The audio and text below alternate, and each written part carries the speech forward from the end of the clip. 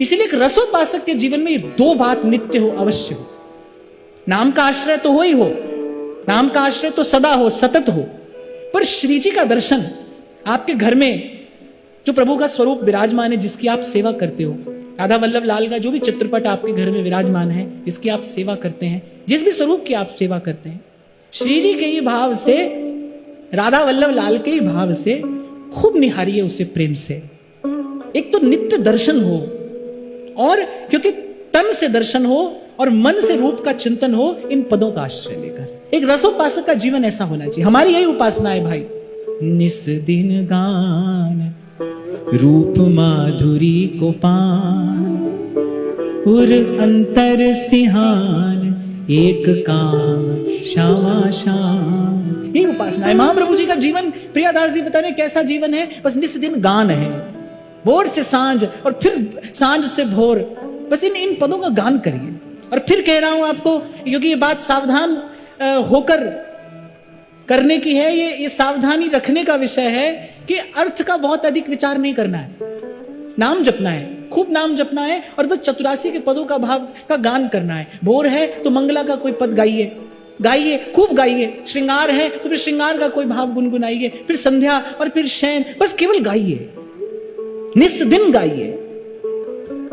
साधक का जीवन ऐसा हो, एक रसोपासक का जीवन तो ऐसा हो, हृदय रसरूप ऐसे ही होगा भाई। अब हमारे यहां कोई तंत्र मंत्र यंत्र तो है नहीं, ना ऐसी उपासना है, ना ऐसी कोई विधि है, ना विधि निषेध है, ना कोई जप है, ना यज्ञ है, ना कोई और धर्म कर्म है, ना कोई और तीर्थ व्रत नियम है। क्या नियम है हमारे यहां का? क्या नियम है? दीजो वृंदावन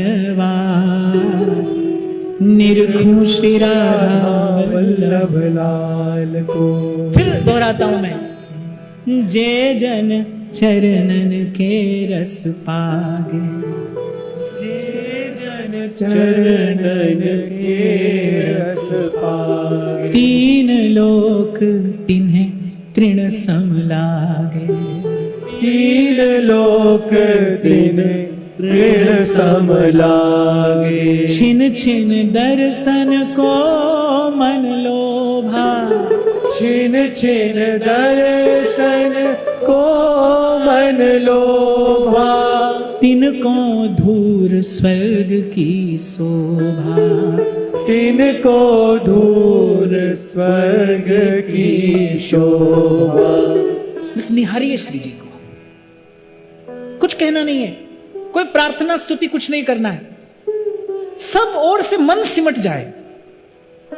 मानो आपकी पूरी की पूरी चेतना, आपका पूरा का पूरा अहम आपके नेत्रों में आ गया है, कोई और विचार ना रहे। हमें एकाग्रता कैसे प्राप्त करनी है? कोई ध्यान करके एकाग्र होने का प्रयास कर रहा है, ध्यान लगाकर बैठा है, श्वास साध रहा है, इस प्रकार एकाग्र होने का प्रयास कर रहा है। हमको भी एकाग्र होना है, लेकिन हमको एकाग्र कैसे होना है? हमें कहां एकाग्रता प्राप्त करनी है? श्री जी के रूप में।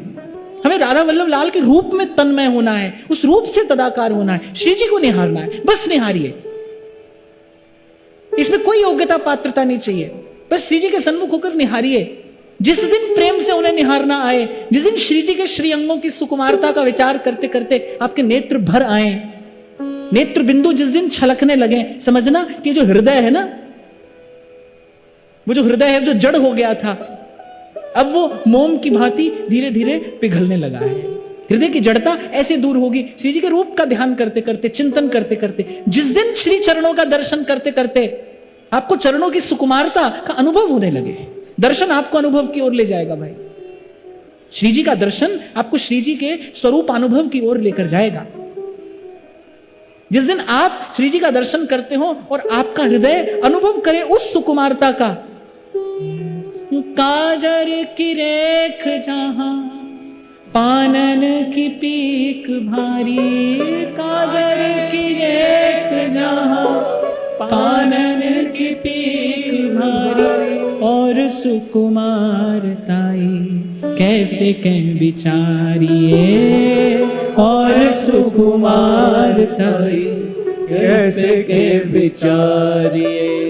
जिस दिन राधा वल्लभ लाल का दर्शन करते हो आप, और आपका मन, आपका हृदय देख पा रहा है, अनुभव कर पा रहा है, प्यारे जू की जीवन है, नवल किशोरी गोरी तैसी भांति प्यारी जू के जीवन बिहारी है। प्यारे जू की जीवन है, नवल किशोरी गोरी ऐसी भांति प्यारी जू के जीवन बिहारी है। जोई जोई भावे इन्हें सोई सोई रुचे इन्हें, एक गति भई होत रंच को न न्यारी है। जोई जोई भावे उन्हें सोई सोई रुचे इन्हें, एक गति भई होत रंच को न न्यारी है। प्यारे जू की जीवन है, नवल किशोरी गोरी तैसी भांति प्यारी जू के जीवन बिहारी है। प्यारे जू की जीवन है, नवल किशोरी गोरी ऐसी भांति प्यारी जू के जीवन बिहारी है।